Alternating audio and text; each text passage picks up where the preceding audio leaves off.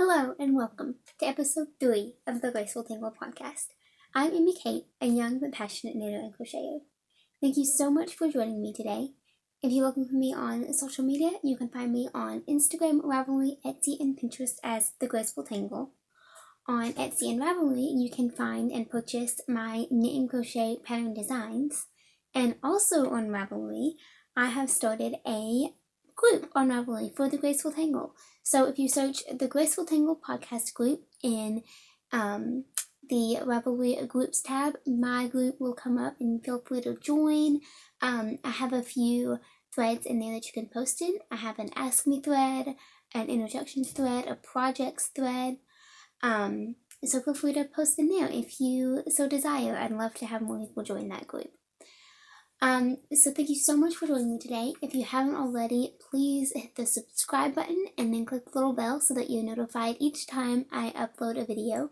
Your support means the world, and I'm so excited to continue to grow this channel. So I recently posted on Instagram a question box, and I would like to make a Q&A video in the near future. So if you have any questions about anything at all, my life, me, what I've done, my hobbies other than knitting and crochet, any questions that you may have, please feel free to comment in the comments below, or go to my Instagram and send me a message, or go to the Ravelry group and post them in the Ask Me thread. So one question that I did get when I posted that question box on Instagram was the question, why did I start a podcast? So kind of a lot of thought went into starting this podcast. I've been watching knit and crochet podcasts for years now, and I fully enjoy them. I have learned personally so much from them, so much about knitting and crochet. I have grown so much as a knitter through watching other people's podcasts. I found patterns that I haven't seen before, so many things. And then as I kept watching them, I kind of kept thinking, hey, I could do this too, like what's holding me back? And a lot of things were really holding me back, but eventually I just decided to just kind of go for it. I thought that there's so many out there, and I don't know why you would choose to watch mine. But I kind of decided that even if I'm like other people, I'm still different because I'm a different person. I am younger than most knitters. It's just unusual, I think, for somebody my age to kind of be pursuing this as a career. But it's something that I am so passionate about. So I just decided to kind of bite the bullet and share what I know and share my projects, and I'm so happy that I did. I've already grown so much in the short amount of time of having this channel, and like I said before, I cannot wait to see how it continues to grow.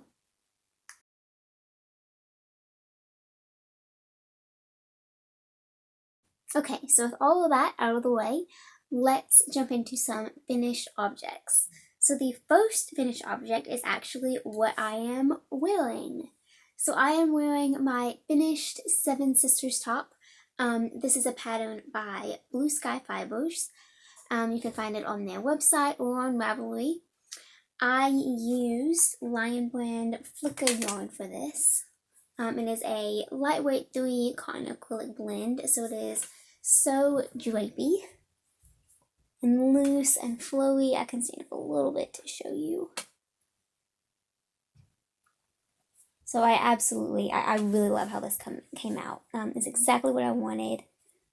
Lots of positive ease and room to move, but not swallowing me. It's kind of a delicate balance. I'm a pretty small young woman, so I like things to have a lot of ease, but I don't love it when they look like they completely swallow me. And I feel like this is a really good balance of those two things.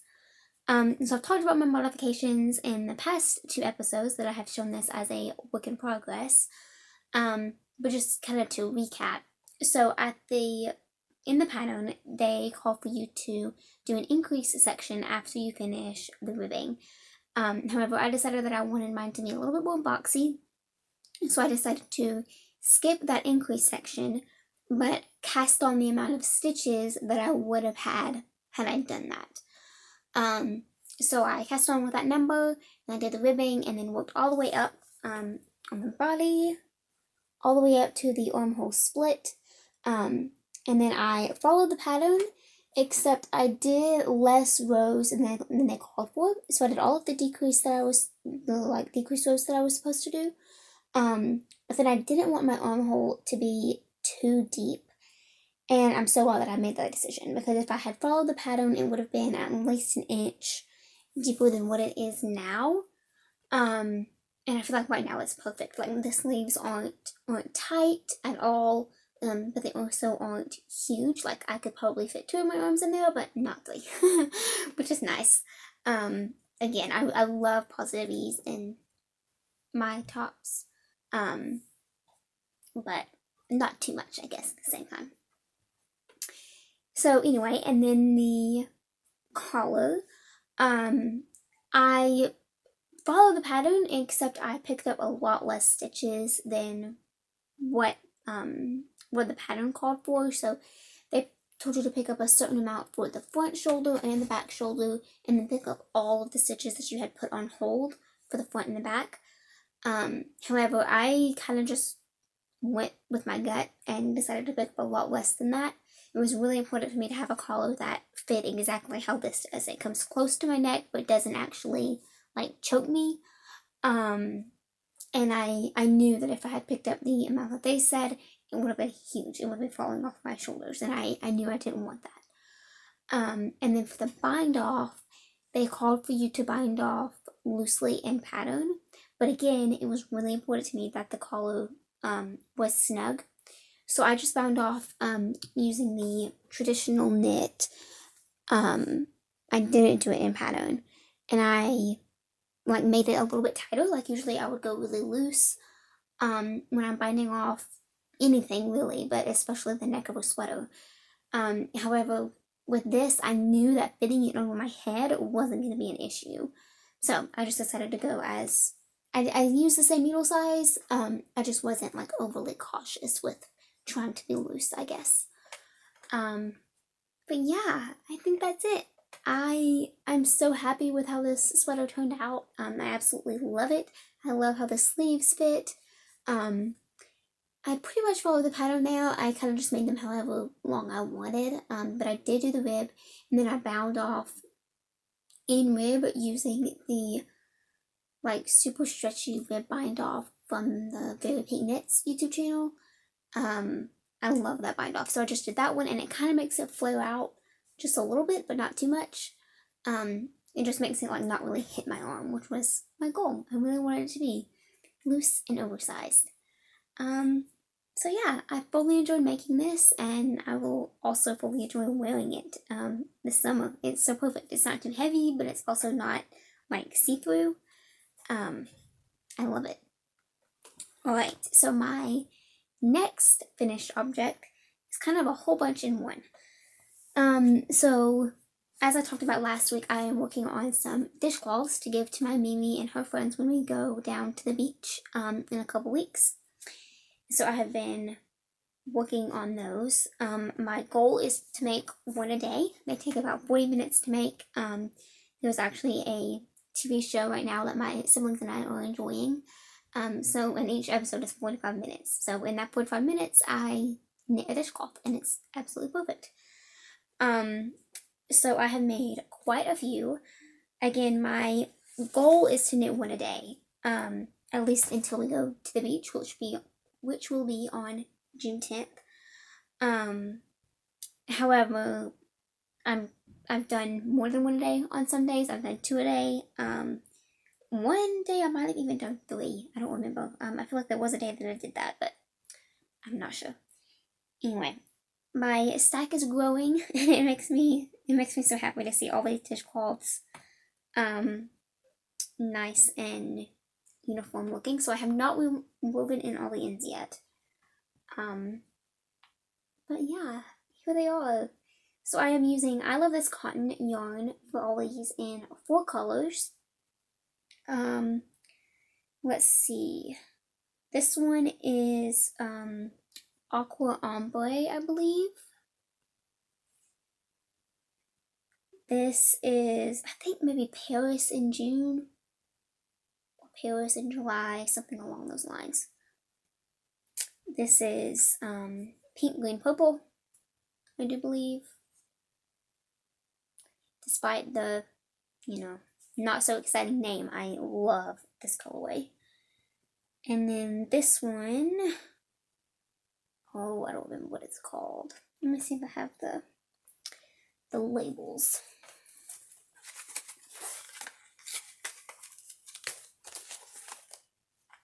Let's see. So this one is Paris in June. I got that one right. And then this one is Easter Nova. Easter Nova is this pastel one. So yes, I am using the same pattern for all of these dishcloths. It's a pattern by the MakeYourOwnZone.com. I can link it. I can try to link it in the description box below, but it's my favorite like simple knit dishcloth pattern. I increase to 35 stitches and then do the updated corners, so it's just like a couple little short rows to make this corner more rounded than if you had just increased and then went right back to decreasing. So yes, I increased to 35 stitches, and yeah, it's a really good size. I don't like my dishcloths to be too big. My family actually does not have a dishwasher. We wash all of our dishes by hand, I suppose. So yes, we wash a lot of dishes. There were six people in my family, so we wash a lot of dishes. So knit dishcloths are very useful in my house. And I don't like it when they're too big, because then they get like kind of heavy and stretched out when they're wet and you're using them. So I prefer them to be a little bit more on the smaller side, and then when they stretch out in the water, they're like the perfect size. So yes, I love these. I'm so happy with them, and I will continue my one-a-day goal until at least June 10th, and then maybe I'll just keep going with some other cotton that I have and make some for my family too. We kind of need an updated stack like this as well. Alright, and then also for those dishcloths, I am using size 7 needles. These are the Knit Picks nickel plated interchangeable needles, and I love these needles. I would actually really love to purchase myself a set of these tips in the near future. Whenever they have a great sale is when I will purchase them. But yes, I love these needles. I look forward to knitting dishcloths just so I can use these. That's how you know you have a good pair of needles, huh?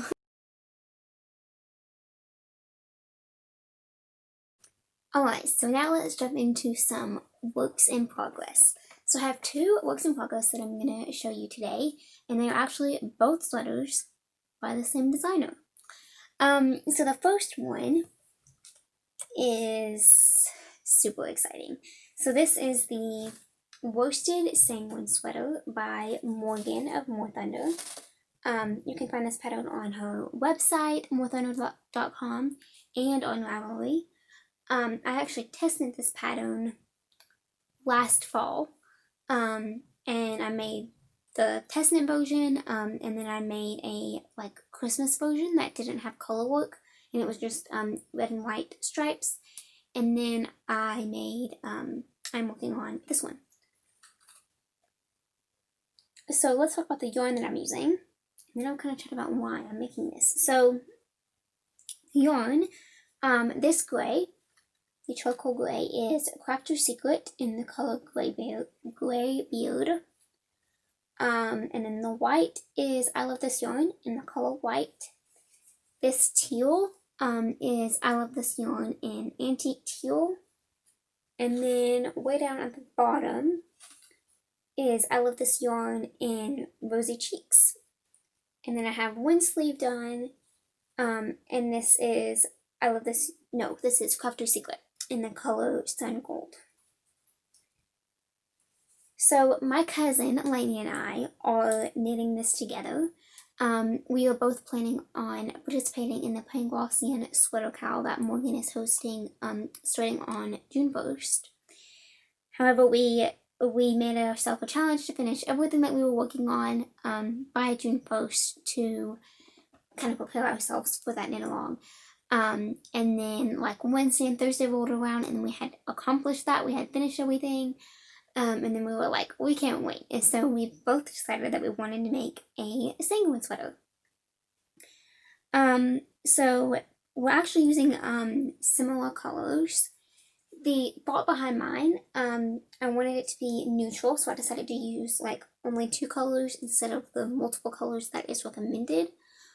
But then I kind of wanted to add a pop of like my brand colors, I guess. So my brand is kind of circled around antique teal, mustard, yellow, and then like a blush pink, and gray and white. So it's perfect. So with this sweater, I wanted to make it, but I still wanted to try to be done by June 1st. June 1st. I'm kind of working on a bunch of things, even if they aren't actually like being crocheted right now. Some designs and things like that. I'm just very busy. So while I really wanted to make this sweater, I didn't want it to become a languishing whip or anything. So I decided to make myself the challenge of completing this sweater start to finish in 4 days. So I started it on Thursday. I started Thursday morning, and on Thursday I split for the sleeves. On Friday, which is from, here all the way down to right here. And then on Friday, I finished the entire body. And then yesterday, Saturday, I knit this sleeve. And then I also picked up and did a little bit on this sleeve. Just a little bit there. And then today is Sunday, May 31st. And I'm going to try to finish this sleeve. And I'll leave in the ends, I'll block it, and it'll be done in 4 days, which is amazing and so exciting.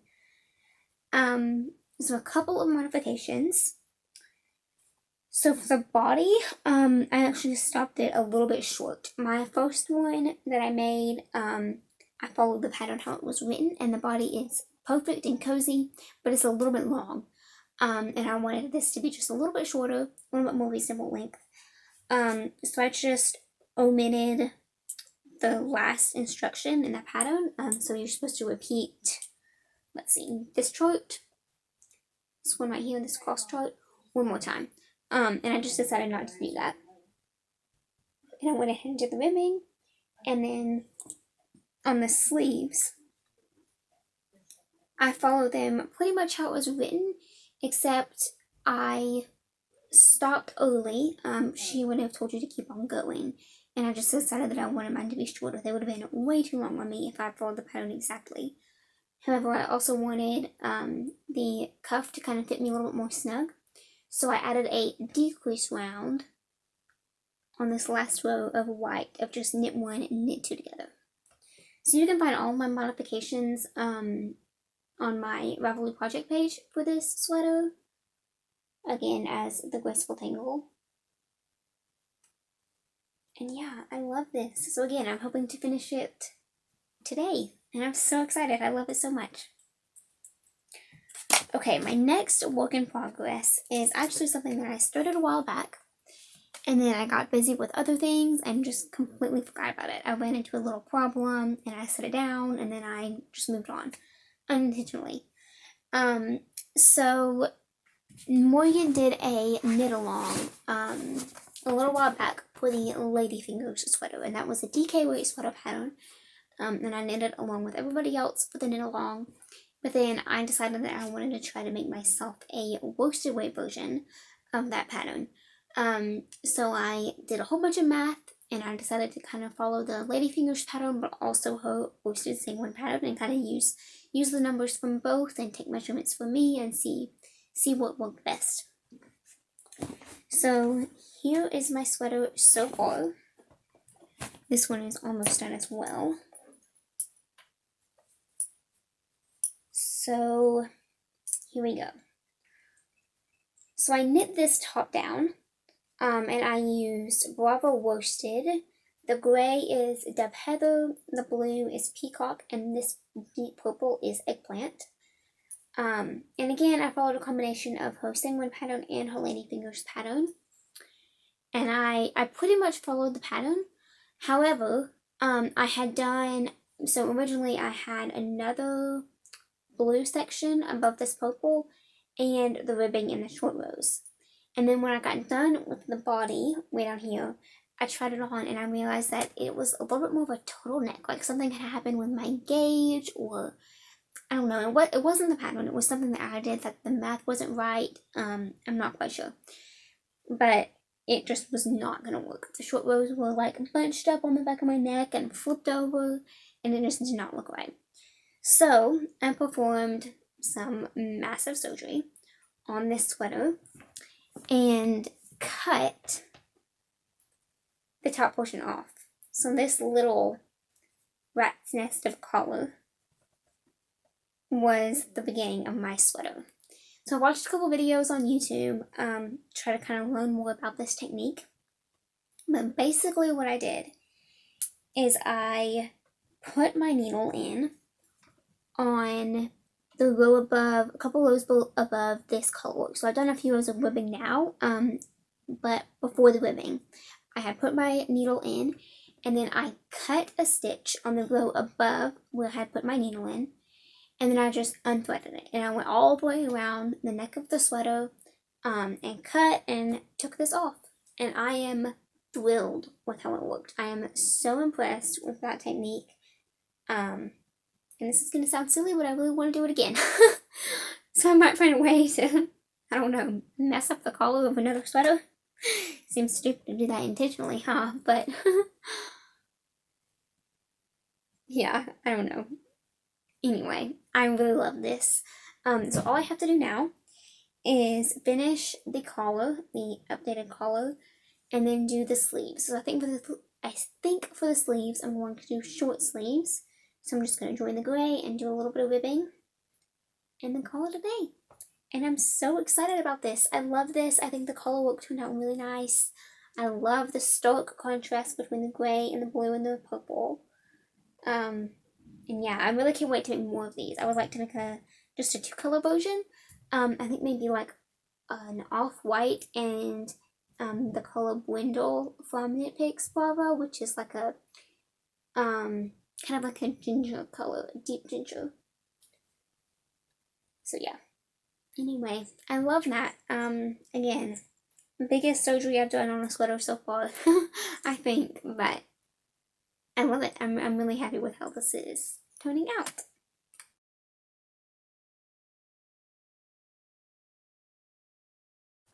Okay, now let's talk about a little bit of designs. So first and foremost, my recently published design was the Summer Lions Can Cozy. I have a video all about that here on my channel, and you can see my post on Instagram and the pattern in my Ravelry and Etsy shop. So until midnight tonight, you can get the pattern for free using the code SUMMER, all caps, SUMMER. Again, all caps, you can enter that in the coupon box on Ravelry and it'll be free. So thank you so much to everybody who has already used that.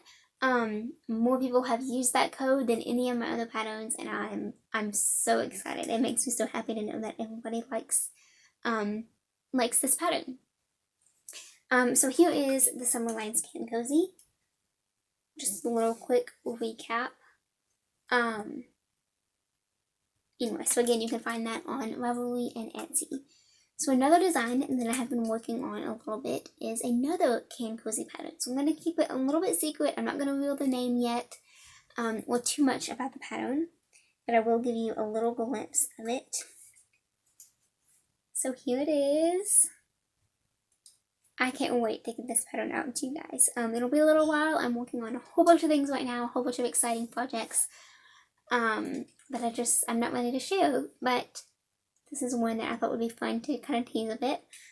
So I made 2 using the same yarn. These 2. So this one's more pink and white, and then this one is much more yellow.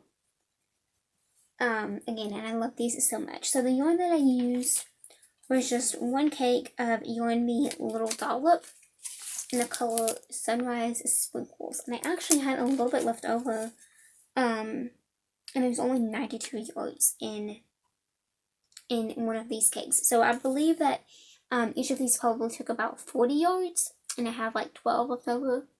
It's a pretty good estimate. Maybe a little bit less than that, but anyway, so that is just one little design that I'm working on, but I hope you like it. I hope you like a little tease.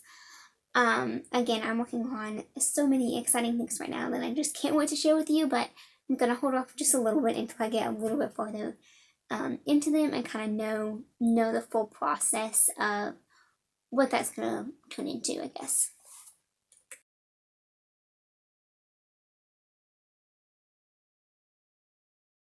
So, as most of you probably know now, I like to end my podcasts with a little devotion.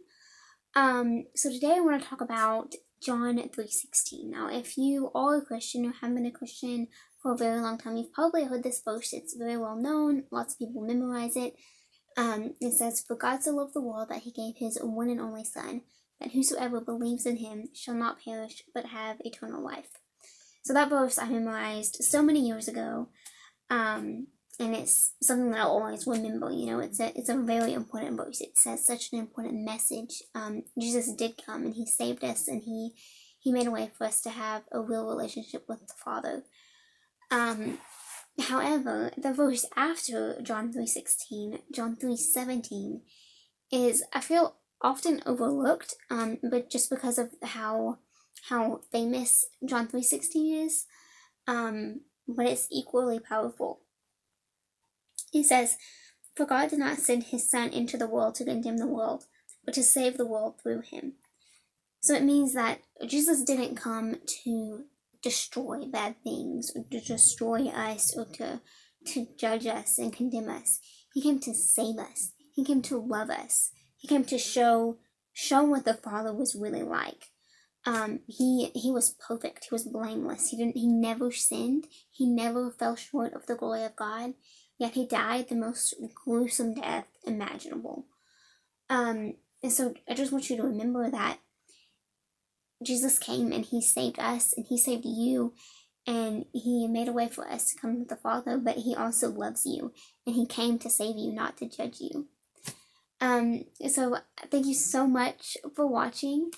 I hope you like this video, and if you did, please be sure to subscribe and click that little notification bell so that you are notified of every time I post a video. I have some super exciting ones coming up. Please feel free to leave a comment below. Ask me a question for me to answer in a different video, or go to the Ravelry group and ask me a question. You can always message me on Instagram or email me at TheGracefulTangle@gmail.com. So thank you so much for watching, and I will see you next time. Bye!